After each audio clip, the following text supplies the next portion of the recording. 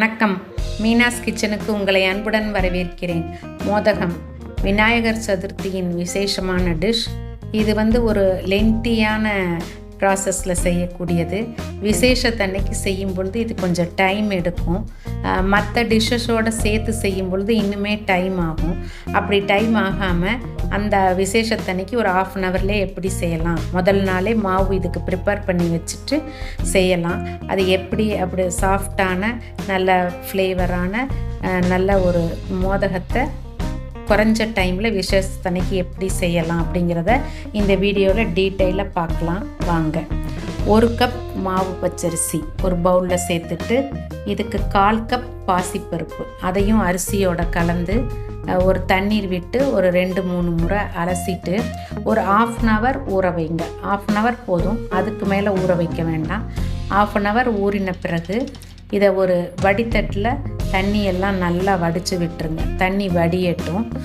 தண்ணி வடிஞ்ச பிறகு அதாவது நல்லா கிளறி விட்டு அந்த பாத்திரத்தை ஃபில்டரை ஒரு தடவை நல்லா ஷேக் பண்ணி தண்ணியை நல்லா வடித்து விட்டுருங்க. ஒரு 20-25 மினிட்ஸில் தண்ணி நல்லா வடிஞ்சிரும். இந்த தண்ணி வடிஞ்ச அரிசியை ஒரு காட்டன் கிளாத்தில் ஸ்ப்ரெட் பண்ணி விடுங்க. வெயிலெல்லாம் காய வேண்டாம். வெயில் ஃபேன் காற்றெல்லாம் தேவையில்லை. கிச்சன் மேடையிலே நல்லா இந்த மாதிரி நல்லா ஸ்ப்ரெட் பண்ணி 10 நிமிஷத்துக்கு ஒரு தடவை மாற்றி மாற்றி பிரட்டி விட்டுருங்க. ஒரு 3/4 மணி நேரம் 1 மணி நேரம் ஆகும். இந்த மாதிரி நல்லா உதிராக அரிசி, அதாவது அரிசி மேலே தண்ணி இருக்கக்கூடாது, அரிசி பருப்பு மேலே. ஆனால் மாய்ச்சரோட அரிசியும் பருப்பும் இருக்கணும். அந்த மாதிரி இதை உலர்த்திடணும். தண்ணி இருந்தால் நம்ம வறுக்க சிரமமாக இருக்கும். இப்போ இந்த மாதிரி உள்ள அரிசியை ஒரு கனமான கடாயை நல்லா ஹீட் பண்ணிடுங்க. அடுப்பு மீடியமாக எரியட்டும். இந்த கடாயில் சேர்த்துட்டு இந்த அரிசியும் பருப்பையும் நல்லா கிளறி விட்டுட்டே இருக்கணும். இது கிளறிக்கிட்டே இருக்கும்போது ஒரு 6 மினிட்ஸில் கொஞ்சம் கலர் சேஞ்ச் ஆகும். இந்த 1 கப் அரிசி 1/4 கப் பாசிப்பருப்பு இந்த மாதிரி ஊற வச்சு அரைக்கிறதுக்கு ஒரு 12 மினிட்ஸ் ஆகும். 6 மினிட்ஸ் இப்படி கலர் சேஞ்ச் ஆகும். அனதர் 6 மினிட்ஸில் இந்த மாதிரி பருப்பு அரிசி கொஞ்சம் பொரிஞ்ச மாதிரி வரும். இந்த ஸ்டேஜில் ஸ்டவ்வை ஆஃப் பண்ணிவிட்டு ஆற விட்டுருங்க நல்லா. இப்போ ஆறினதை மிக்ஸி ஜாரில் சேர்த்துட்டு பல்ஸ் மோடு கொடுத்து ஃபியூ செகண்ட்ஸ்லேயே இது இந்த மாதிரி கோதுமை ரவா பதத்துக்கு வந்துடும். ஃபுல்லாக சுற்றக்கூடாது. மிக்ஸியை பல்ஸ் மோடுலேயே அரைக்கும். இதை ஒரு ஏர்டைட் கண்டெய்னரில் வச்சுருங்க. இதுதான் மோதக மாவு. இப்போ மறுநாள் நம்ம இது செய்ய போகிறோம். ஒரு ஹீப்டாக 1 கப் வெல்லத்தூள் எடுத்து ஒரு 1/4 கப் தண்ணீர் சேர்த்துக்கோங்க. வெல்லம் கரையட்டும். நல்லா சூடானால் போதும், பாகெல்லாம் வேண்டாம். வெல்லத்தை கரைய விட்டு தனியாக வச்சுருங்க. கடாயில் 1 டீஸ்பூன் நெய் சேர்த்துருங்க. நம்ம ஆல்ரெடி ப்ரிப்பேர் பண்ணி வச்சுருக்க அரிசி பருப்பு உடைச்ச அந்த கலவையை இதோட இந்த நெய் லைட்டாக அந்த நெய்யோடு சேர்த்து சும்மா கோட்டடாக ஒரு கிளறி விடுங்க. இதுக்கு ஒரு 3 கப் தண்ணி கொதிக்க வச்சு பக்கத்துலேயே கொதிச்சுக்கிட்டு இருக்கட்டும். அடுப்பை சிம்மில் வச்சுட்டு அந்த கொதி தண்ணியை தூக்கி இந்த பருப்பு கலவை அரிசி பருப்பில் விடுங்க. கொஞ்சம் பிஞ்ச் டேபிள் சால்ட் சேர்த்துருங்க. 2 டீஸ்பூன் நெய் விட்டுருங்க.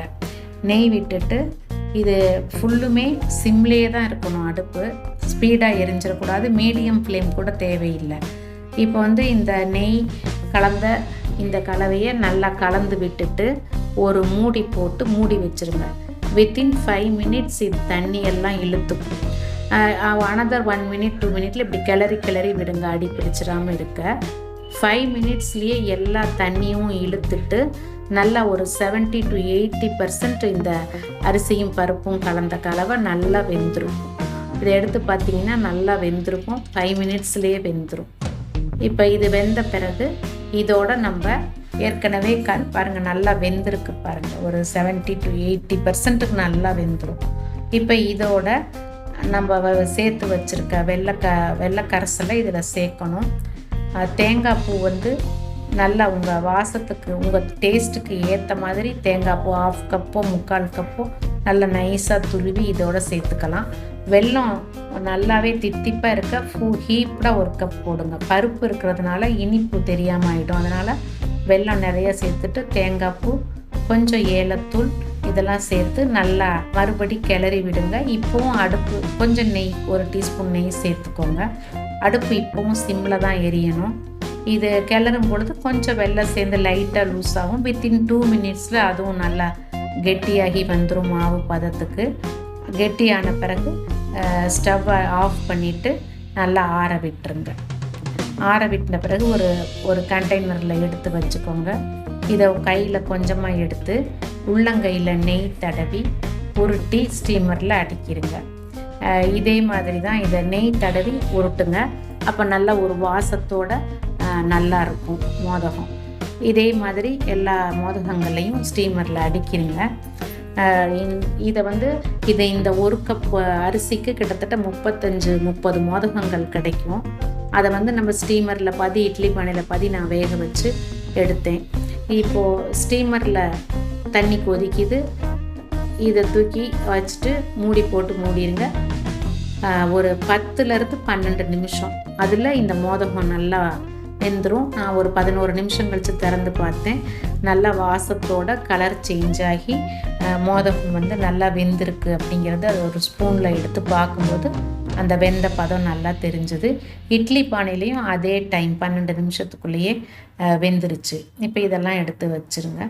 ஒரு சாஃப்டான வாசமான டேஸ்டியான விநாயகர் சதுர்த்தியின் முக்கியமான டிஷ் 1/2 ஹவர்லேயே அந்த அன்னைக்கே நம்ம ப்ரிப்பேர் பண்ணிடலாம்.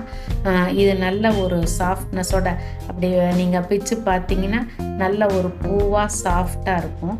ரொம்ப நல்லாயிருக்கும் இதனுடைய டேஸ்ட்டும் வாசமும். இது பிள்ளையார்பட்டி மோதகம்னு சொல்லுவாங்க. ட்ரை பண்ணுங்கள். என்னுடைய மீனாஸ் கிச்சன் ரெசிப்பியில் மற்ற டிஷ்ஷஸ் பூரண கொழுக்கட்டை, கடலைப்பருப்பு பூரண கொழுக்கட்டை, தேங்காய் பூரண கொழுக்கட்டை எல்லாம் லிங்க் தரேன் டிஸ்கிரிப்ஷனில் பாருங்கள். லைக் பண்ணுங்கள், மறக்காமல் சப்ஸ்கிரைப் பண்ணுங்கள். நன்றி, வணக்கம்.